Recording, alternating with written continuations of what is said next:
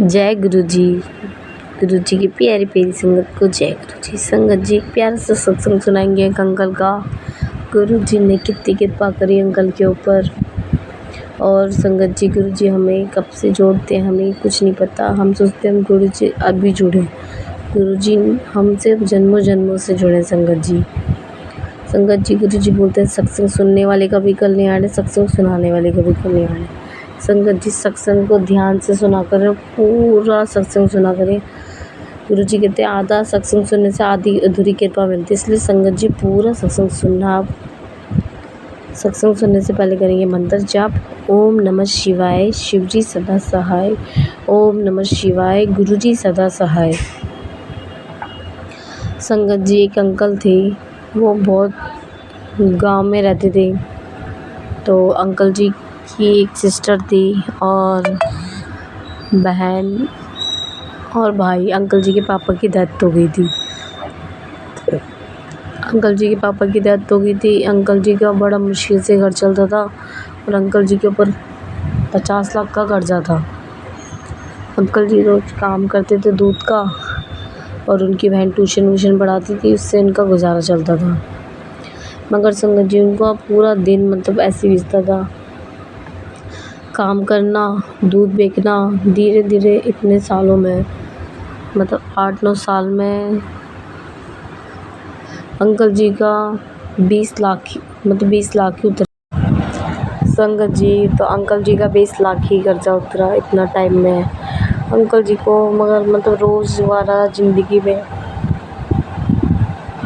1-1 रुपए के लिए परेशानी होती थी अंकल को। कर्जे वाले को पैसे देने, रोज़ आना, दूध बेचना, फिर कर्जे वालों को कभी कहा होता अंकल जी के घर में खाने के लिए भी नहीं होता था। अंकल जी के घर में बहुत मुश्किल हो गई थी। संगत जी अंकल जी के घर बगल में एक पड़ोसी थे, वो बचपन से अंकल वहाँ पे खेलते थे, बैठते थे बच्चे सब। अंकल दादा भी थे, दादाजी थे अंकल। तो उनकी फैमिली वाले अपने दोनों बच्चों को और हस्बैंड वाइफ वैष्णो देवी गए थे, तो दादाजी को यहीं छोड़ गए थे। संगत जी उनकी बस का एक्सीडेंट हो गया। कह रहे तो बस में से कोई भी बचा नहीं। तो बड़ा दुख हुआ अंकल जी को, सोचा अब दादाजी का क्या होगा। फिर अंकल जी ने जितना हो सके अंकल जी की बहन और अंकल जी ने खाना देना चालू कर दिया। रोज़ खाना देना दादाजी को, सुबह शाम खाना देना। और फिर उसके बाद जितना भी घर में सफाई होती इतना कर देते थे अंकल जी। संगत जी इतना कर देते थे अंकल। फिर अचानक से संगत जी एक दिन अंकल जी की बहन गई दादाजी को चाय देने के लिए, तो वो दादाजी उठ नहीं रहे थे। तो दादाजी काफ़ी बूढ़े हो गए थे, 90 साल के थे, तो वो उठ नहीं रहे थे। तो उनकी बहन चिल्लाई, तो चिल्ला के घबराती हुई आई कमरे में, भैया। तो पड़ो गाँव वाले मिलके और अंकल मिलके हॉस्पिटल ले गए। तो हॉस्पिटल में डॉक्टर ने बोला कोई प्रॉब्लम नहीं है, बस ये प्रॉब्लम हो गई इनको, दवाई नहीं खा पाते ना, उसकी वजह से इनको प्रॉब्लम होगी। तो फिर अंकल जी की बहन ने बोला भाई को, इनको अपने साथ ही रखेंगे हम दादाजी को। फिर उन्होंने ठीक है अपने साथ रखने लगे। अंकल जी की बहन दोनों सेवा करते थे, दादाजी को खाना खिलाना, पानी पिलाना, हर चीज़ ख्याल रखना। एक दिन अंकल जी दूध देते एक आंटी के घर ना गानों की चलने की आवाज़ आ रही थी। तो आंटी के घर अंकल जी लोग दूध देने गए। तो वहाँ पे अंकल जी ने बोला ये आपके घर में आंटी जी पूजा है? आंटी ने बोला हाँ जी, गुरु जी हैं ये हमारे, उनका सत्संग है। अच्छा आंटी जी ने बोला अच्छा। ने बोला ठीक है। आंटी ने बोला आ जाओ बेटा, अब लंगर खा के जाना। नहीं आंटी मैं जा रहा हूँ, मैं लंगर नहीं खा सकता, मुझे देर हो रही है। मगर आंटी ने अंदर बुला लिया और लंगर करके अंकल जी, और लंगर पैक करके भी दिया और एक कैलेंडर के साथ एक गुरु जी का स्वरूप दिया। संगत जी अंकल जी घर गए। धीरे धीरे अंकल जी के ज़िंदगी में बहुत अच्छा लगने लगा।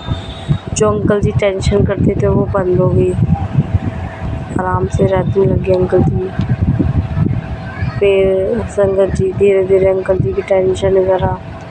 फिर दादाजी थे ना, वो बोलते थे अब मैं 2 महीने बाद चला जाऊँगा इत्थे से, 2 महीने बाद मैं चला जाऊँगा, 2 महीने बाद मैं चला। अंकल जी दादाजी ने बोलना चालू कर दिया।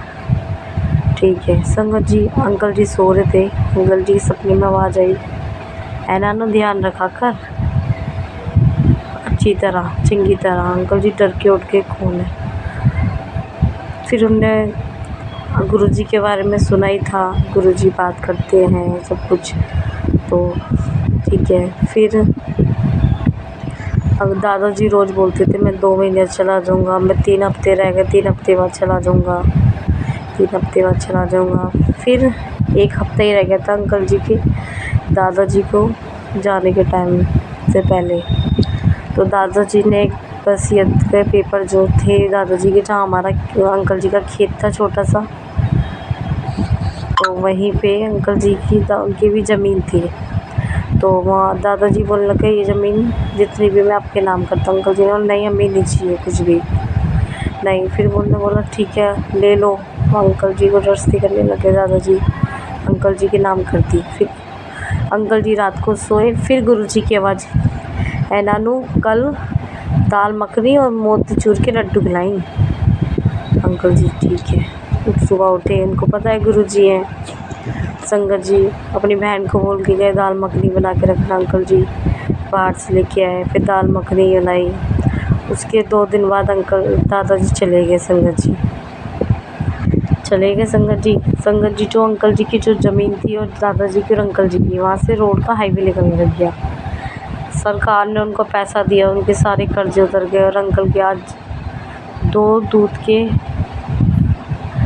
फार्म हाउस है और एक बहुत अच्छा घर है गुरुजी के आशीर्वाद से। संगत जी कोई चांस से नहीं होता, सब गुरुजी करवाते हैं संगत जी। और आज अंकल जी बहुत खुश हैं, उनकी बहन की भी शादी हो गई, सब कुछ है। अंकल बहुत खुश हैं लाइफ में। देखो संगत जी सेवा भी ना किस्मत में गुरुजी लिखते हैं, किसकी सेवा क्या करनी है। इसलिए संगत जी अब गुरुजी पे हमेशा विश्वास रखिए संगत जी, और अपने ऊपर भी विश्वास रखिए, गुरुजी सब ठीक करेंगे। जय गुरुजी, शुक्राना गुरुजी। गुरुजी की प्यारी प्यारी संगत को जय गुरुजी।